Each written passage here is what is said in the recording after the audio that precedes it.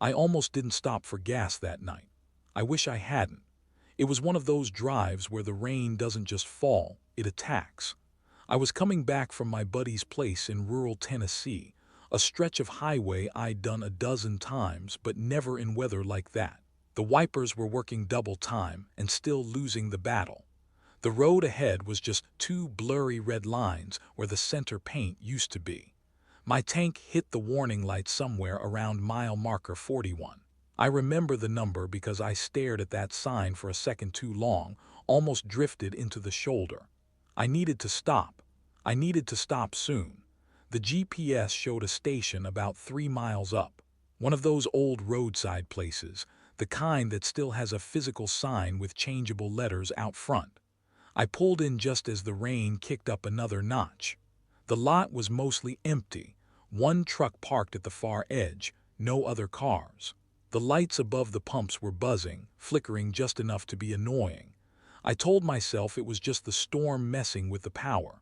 I got out, hunched against the rain, and started pumping gas. That's when I noticed the guy. He was standing under the awning near the entrance. Not sitting, not leaning, just standing there completely still, facing out toward the highway. He had on a dark rain jacket, hood pulled up. I figured he was waiting for someone, maybe a ride. I looked away and focused on the pump, but then the numbers stopped moving. The screen froze. I hit the cancel button, tried again, nothing. I jogged inside to sort it out. The clerk was a middle-aged guy, heavyset, sitting behind thick plexiglass. He looked up from his phone and gave me that tired nod you get from people who have worked overnight shifts their whole life. I told him the pump wasn't reading my card. He sighed, tapped something on his register, told me to try again. I started back toward the door, and that's when I noticed the guy in the jacket wasn't outside anymore. I didn't think much of it at first. Maybe he went to his truck. Maybe he stepped inside while I wasn't looking. I pushed back out into the rain, got back to my car, tried the pump again. This time it worked. I stood there watching the numbers tick up, rain hammering the back of my jacket, and that's when I heard it. My rear car door opening. Not the wind. A handle being pulled. I spun around, and the guy in the jacket was halfway into my back seat. He froze when he saw me move. For a second, neither of us said anything. I remember his face, or the lack of it. The hood was pulled so far forward I could barely make out his features in that flickering light. What I could see was his hands. He was wearing latex gloves. My brain did that thing where it takes a second too long to process something that shouldn't be real. I slammed the door shut on his arm. Hard. He yanked it back, and I heard him hit the side of the car as I scrambled for the driver's side. I didn't think, I just moved. I ripped the pump nozzle out, fuel still dribbling, threw myself into the seat and locked the doors. My hands were shaking so bad I nearly dropped the keys twice. He didn't run. That was the part that scared me most. He just stood there, right outside my window, head tilted slightly, watching me, those gloved hands at his sides. I got the engine started. I pulled out hard, nearly clipped the pump housing, and hit the highway doing 50 before I even realized I'd left. I called 911 about 2 miles down the road. Kept driving while I talked. The dispatcher stayed calm, asked me to describe him, dark jacket, hood, latex gloves, no plates I could make out on that truck. She told me to keep moving toward the next town and that she was sending someone to the station. I didn't sleep that night. I sat in a motel room off exit 9 with the deadbolt on and the chain latched, and I just kept replaying that moment. The door opening, the gloves, latex gloves at a gas station in the rain in the middle of the night. The responding officer called me back the next morning. He told me they'd found the truck. It had been reported stolen 3 days earlier out of a town about 90 miles south. Inside the truck bed, a duffel bag. He didn't tell me everything that was in it. He said enough: rope, a tarp, zip ties. He wasn't waiting for a ride. He had been watching that highway, watching people pull in alone. And I was just the one who fought back fast enough. The officer told me I did the right thing by not engaging, by getting out of there. He said these situations, when someone has that kind of kit ready, They don't end well if you freeze up. The guy was never caught. As of the last time I checked in, he was still out there somewhere. I drive that route sometimes for work. I still stop for gas on long drives because you have to. But I don't pump with my back to the lot anymore. I park where I can see everything around me. I lock my doors the second I get out, even for 60 seconds. People think that stuff only happens in movies or in headlines that feel far away. I used to think that too, but I remember those gloves. The way he didn't flinch, didn't run, just stood there watching me drive away.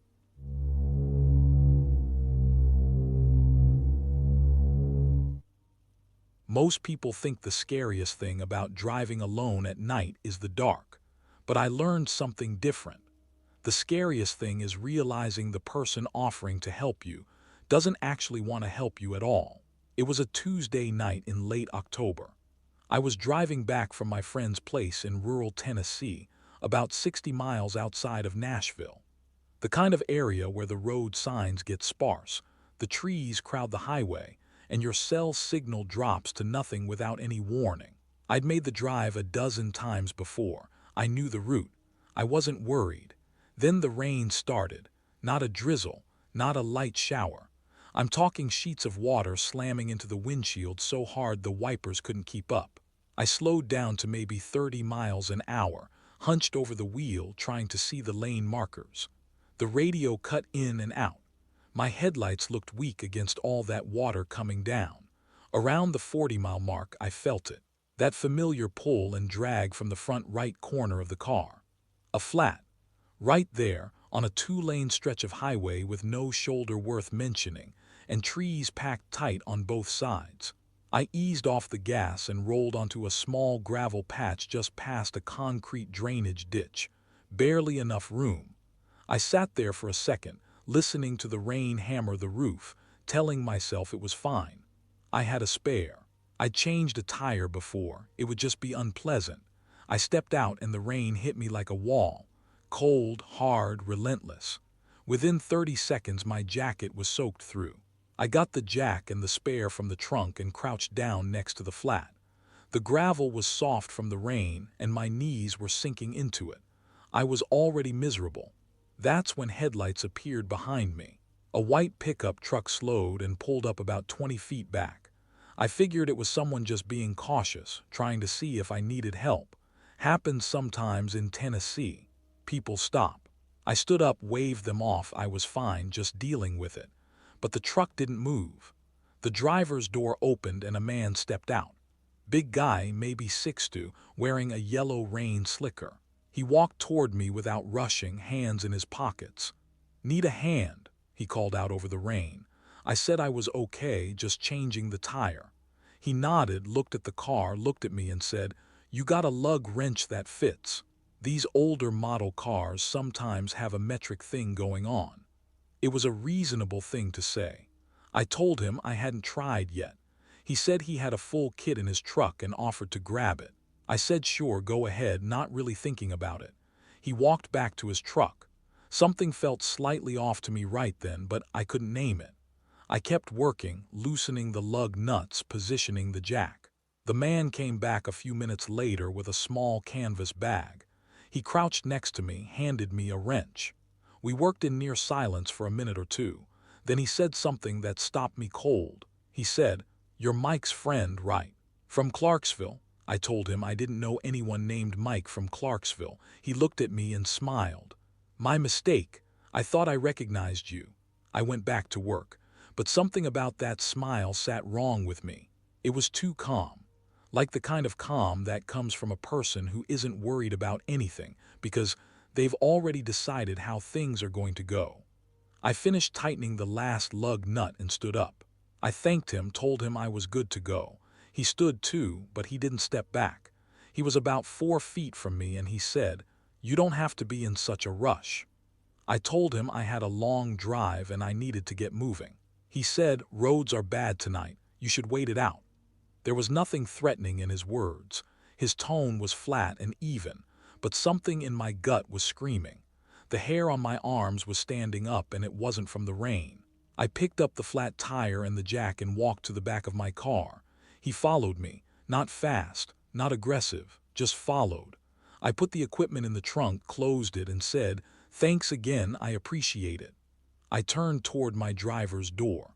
He was standing right next to my car now, leaning against the passenger side, just watching. I got in, locked the door immediately, put the key in the ignition. My hands weren't steady. He was standing there in the rain looking at me through the passenger window with that same flat expression. Not angry, not menacing, just watching. I pulled out onto the highway. My heart was slamming in my chest. I watched him in my rearview mirror. He stood there for a moment. Then he walked slowly back to his truck. I drove fast. 15 minutes later, I was in the next town, a place called White House, small but lit up with a gas station and a diner. I pulled in, sat under the fluorescent lights, and just breathed. I called my buddy back in Nashville, told him what happened. He went quiet for a second and then said, "Man, that stretch of road you were on, there was something on the news last summer. A guy was approaching stranded drivers out there. I don't know the details." I looked it up that night when I got home. There had been 2 reports filed with the county sheriff's department over an 18-month period. Both involved men driving alone on that highway. Both reported a man in a white pickup who offered help. One of the men said he accepted the offer to get in the truck to warm up while his car was being worked on. He managed to get out when the truck stopped at an intersection and he ran. The other man's report was incomplete. The investigation was listed as ongoing. I don't know exactly what that man intended. I never will. Maybe he was just strange. Maybe that's all it was. But I keep coming back to one thing. When I was crouched next to the tire in the rain, working, he had his hand inside that canvas bag the whole time. And he never actually pulled out a single tool. He never helped me with anything. He just stood close enough to make sure I didn't leave before he was ready. I don't drive that stretch alone anymore. And on rainy nights, when my headlights hit a pair of brake lights pulled off the side of the road, I keep driving, every single time, because some people don't stop to help, they stop to wait.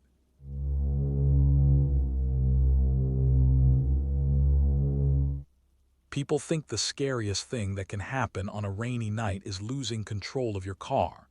I used to think that too. I was wrong. It was a Tuesday in late October.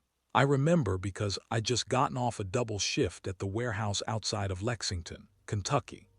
12 hours on my feet, barely ate anything, and the drive home was 40 minutes on a 2-lane highway that cut straight through farmland with nothing on either side but dark fields and the occasional rusted fence post. It started raining around 8. Not the soft kind either, the heavy, relentless kind that makes your wipers work overtime and still barely keeps up. The road ahead looked like a smeared painting. I had the heat cranked, the radio on low, and I was just focused on getting home. About 15 minutes into the drive, I saw a truck pulled off to the side of the road. Hazard lights blinking orange through the rain. An older guy, maybe mid-50s, was standing beside it waving one arm. Not frantic, just waving, like he needed help. I slowed down. I know what people say, don't stop for strangers. Don't put yourself in that situation. But it was nearly 40 degrees out, pouring rain, and the man looked completely soaked already.